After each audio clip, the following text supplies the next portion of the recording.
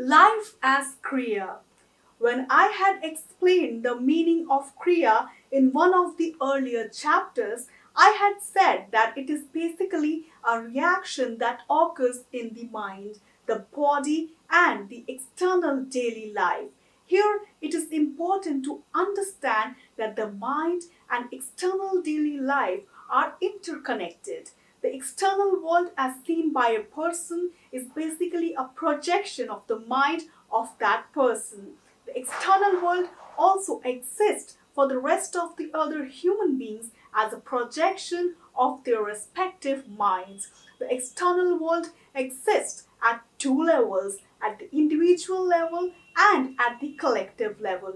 When a person drifts into the sleep state, the external world ceases to exist. When a person drifts into the dream state, a new world is created. When a person drifts back into the waking state, the external world is again created for that person. It is as simple as that.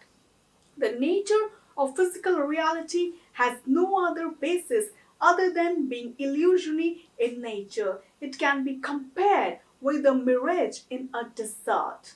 However, there is no difference in the knowledge level of a person before and after the sleep state. At the best, the person feels totally energetic and the mind fresh. The external world of a person, as I said earlier, is a reflection of what is there in the mind of that person. Although a person is interconnected to many other people and events in his or her daily life, the person still remains unique. The way a person experiences the external world is different from how others experience it. The experience is entirely based on the contents in the mind or the character, as I said in one of the earlier chapters. An unpleasant or pleasant experience under a set of conditions will manifest in different ways for different people based on the contents in their mind. As long as the sensual impressions accumulated in the mind over eons of time or several past births are not erased, their projection onto the external world will not cease. Once all the impressions are erased from the mind, there is no reason for the spirit enshrined in the person to continue its existence in inhuman form.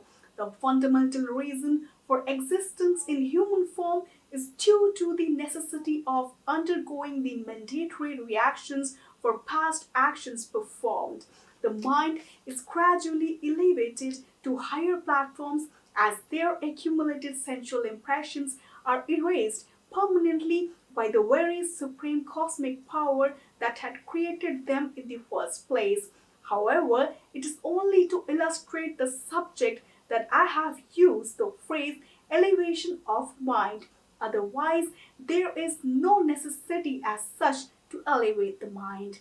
All that is required is to eliminate the accumulated sensual impressions so that the mind settles down to an absolute tranquil state.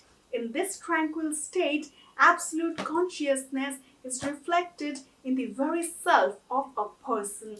So, what happens when a person has attained enlightenment and self realization has occurred? I am not even competent enough to comment upon this. However, all I want to say is that the external world as it exists from all human beings is really just a projection of their own minds. The external world that existed for a person till that time ceases to exist only for that person. Till such time that self-realization has not occurred in a person, both the worlds, individual and collective, are interconnected.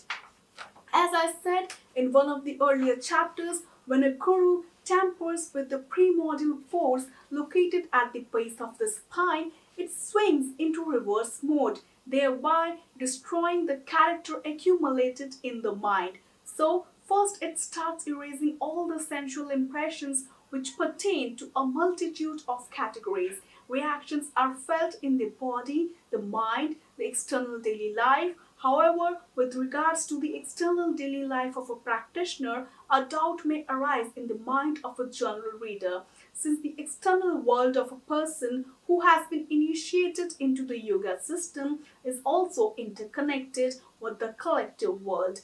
How can one differentiate a kriya from any other ordinary event in their daily life?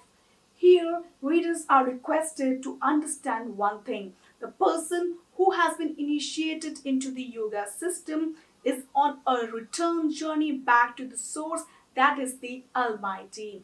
The recorded sensual impressions in the mind, tinged with the color of ego, create karma. It is karma that dictates how a person's destiny will unfold. These sensual impressions need to be erased from the mind, and the person must remain a mute spectator to his unfolding destiny. Otherwise, the sensual impressions that arise while experiencing one's destiny are again recorded back into the mind. The all-knowing supreme primordial force ensures that the practitioner is granted the required awareness to realize that it is a kriya that is taking place, so that the impressions are not recorded once again. However, sometimes the practitioner is not in such an advanced state, and the sensual impressions which arise tingled with the color of ego are recorded back into the mind, although it now becomes relatively easier to clear them once again. In the case of a person who is not initiated into the yoga system, the supreme primordial force operates in its original mode of creation. This is the evolutionary mode. A world of illusion is constantly projected onto the right psychic of that person. As a result, each and every sensual impression is recorded in the mind as a potential seed, thus creating destiny for that person. In the case of a person in whom the supreme primordial force is in its reverse mode of destruction, the person becomes free of their unfolding destiny or the previously recorded sensual impressions. It is one and the same. The pre-recorded sensual impressions tingle with the color of ego are what unfold as destiny for any person. Here, readers might point out by saying, where is the rational proof that the destiny has been erased? This is crucial to understand. It is crucial to understand. It is experienced by a person within the self. The nature of the experience itself is somewhat playful. It is not a serious experience. What I mean to say is that the person has no emotional attachment to the experience, but still clearly feels the experience. This state of mind can't be known to an outside observer, although certain indications might be visible in the form of body language, etc. In addition, certain events like minor accidents will also give out certain clues that the person has undergone a kriya rather than a full-blown reaction in the form of a major accident. For example, all necessary conditions must have existed for a major accident to take place. In spite of the ideal environment around for a major accident, a person must have gotten away miraculously with mild experience. This is an example of kriya. Therefore, for a person or practitioner who is on a return journey back to a source, that is Almighty, life becomes a kriya at each and every stage. Numerous sequence of reactions will take place which the supreme primordial force will ensure, so that the mind of a practitioner is free of all the conditions set up by the very primordial force. It is like sitting in a non-stop train with no return ticket, as explained to me by my guru. There is nothing left for the practitioner to do. The practitioner is now on course of no return. The moment Kundalini energy is woken up, the practitioner is put on this return journey or beyond the point of a regular cycle of birth and death, so that he will be liberated. I asked my guru on a few occasions whether all options are over for that person, or whatever, it would still be possible for that person to return back to a regular life cycle. My guru had categorically replied that if a person does not surrender to the supreme force and remains a mute spectator, at the best, the pace of the return journey may slow down. He further added that the person can change his seat on the train by exercising his earthly free will. Other than this little freedom to exercise earthly free will, the practitioner is effectively put beyond the point of no return.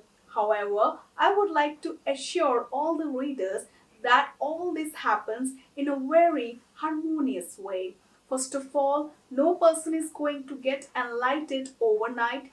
Self realization is not going to take place in a trice or even in few years. So there is no fear of losing all the dust that a person has so dearly accumulated over eons of time in the form of emotional attachment or human relationship, etc., overnight. Secondly, there is another phenomenon.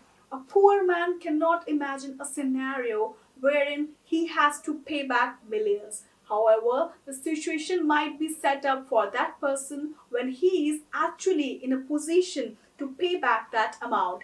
Similarly, an ordinary human being cannot think of a situation wherein a lot of people are trying to kill him or her.